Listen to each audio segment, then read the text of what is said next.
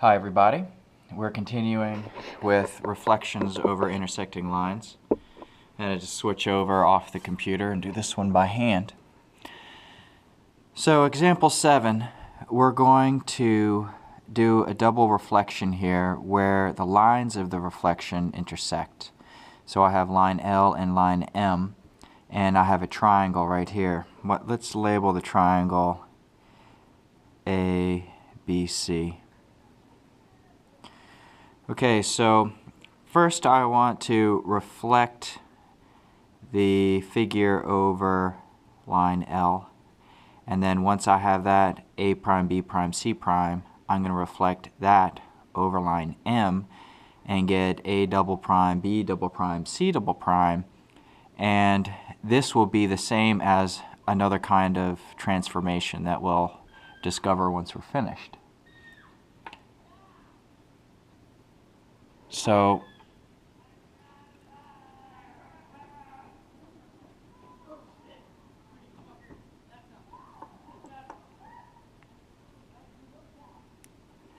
okay, so you're going to need a compass and a straight edge, and a pencil. So how do we reflect the triangle over L? Well, we know that the line of reflection will be a perpendicular bisector between A prime, B prime, and C prime. So we need to construct a perpendicular line. So I'll start with A. We need to open up the compass so it crosses the line of reflection in two places.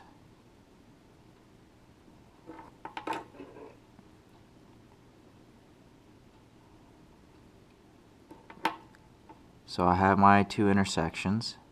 Now I need, from each one of these points of intersection, I need to draw another arc from each side. And then now connect the intersection with your point.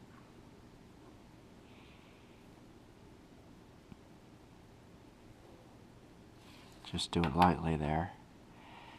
Now I want to check to see that this intersection from A to the line of intersection and this point right here are the same. So I can go a little bit further here. If you can use the same arcs, it'll be easier. So there's A prime. So I'm going to do the same with the other ones here.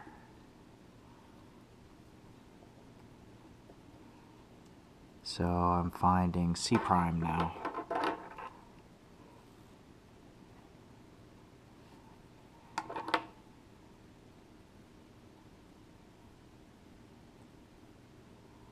Open this up a little more. Realize that this is a really small figure to work with.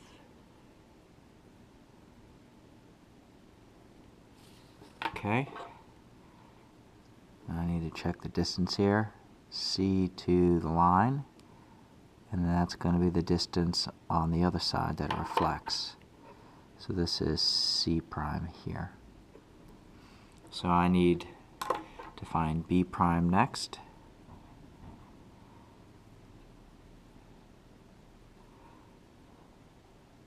Okay.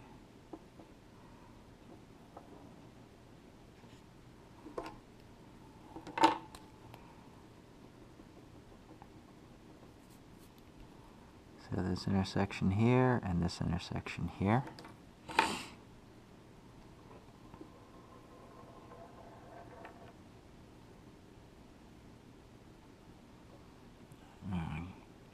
Try not to cover up the camera here. It's right in front of me, so I'm trying to do the construction around it. Okay, so B through this line. Notice all of these lines right here should be parallel.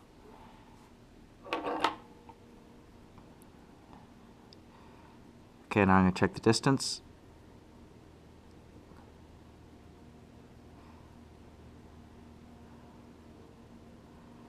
Okay, right here. B prime.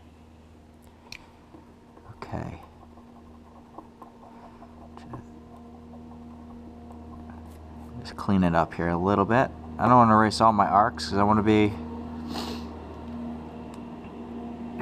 Car just went by. It's a little noisy.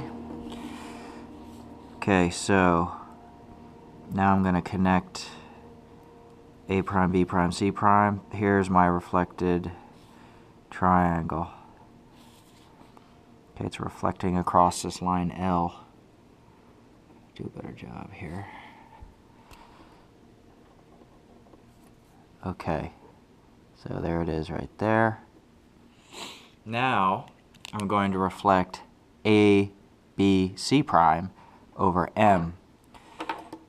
So I'm going to follow the same procedure as I did before. So I'm going to make an arc across M, intersects in 2 places. From those 2 intersections, I'm going to make my arc, 2 arcs that intersect, and draw a light line here. Here's my line. Now I want this distance to be reflected on the other side, A double prime. So this is really small here. In fact, a little too small for my compass, and probably your compass too.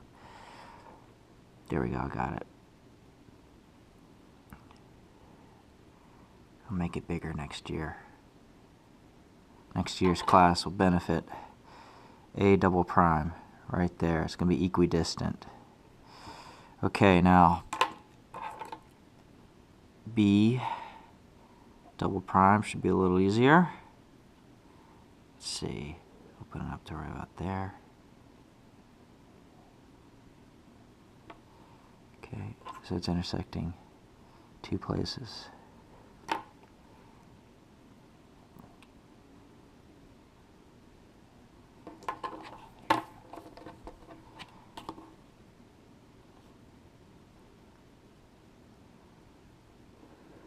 Okay, check the distance.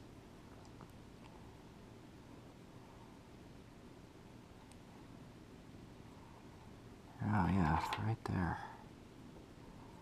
B double prime. Okay, last one we're going to do is C. Okay, so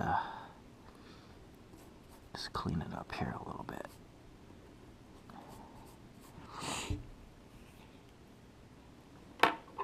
Okay, C, I need an arc that crosses 2 places. 1, 2.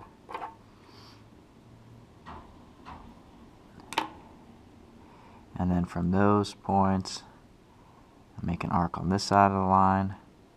I could do an arc on both sides. That's how we do a perpendicular bisector. But I already have this fixed point over here, C prime, so I don't need to do that. Okay? Let's just check the distance.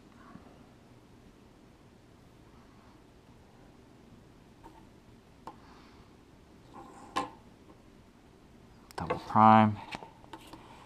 Okay, so let's connect our triangle here. A double prime, B double prime, C double prime. Okay. And there's a figure. So, what do we notice about going from A, B, C to A prime, A double prime, B double prime, C double prime? Well, it is a rotation. We're rotating this figure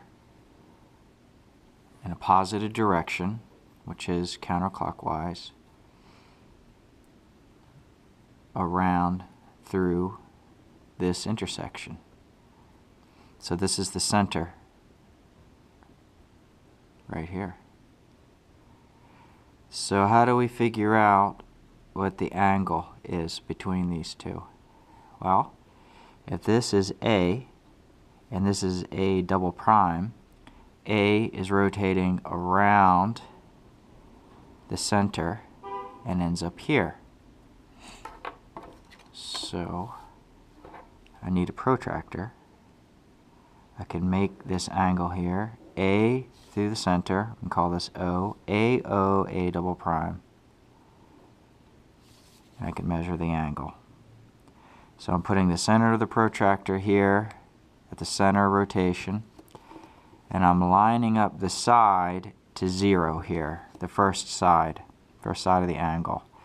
And the angle, in fact, I can extend the line here a little bit more so I can see that I'm accurate here on the 0. And now I'm counting counterclockwise here, so starting at 0, 10, 20, 30, 40, 50, 60, 70, all the way around.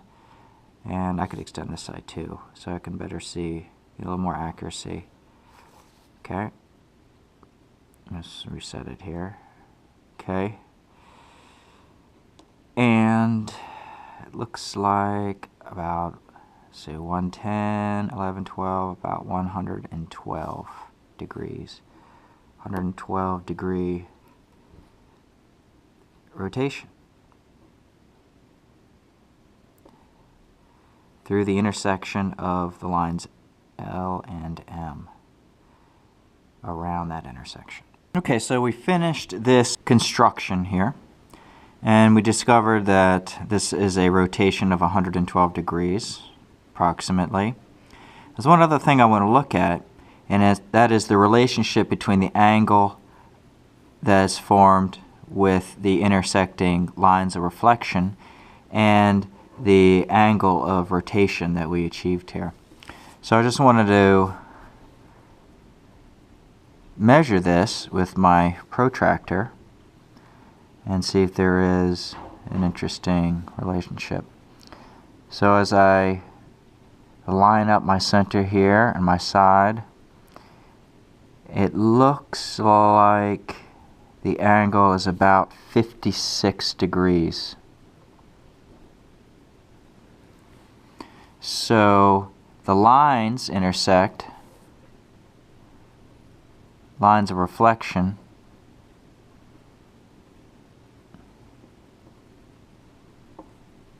have an angle of 56 degrees,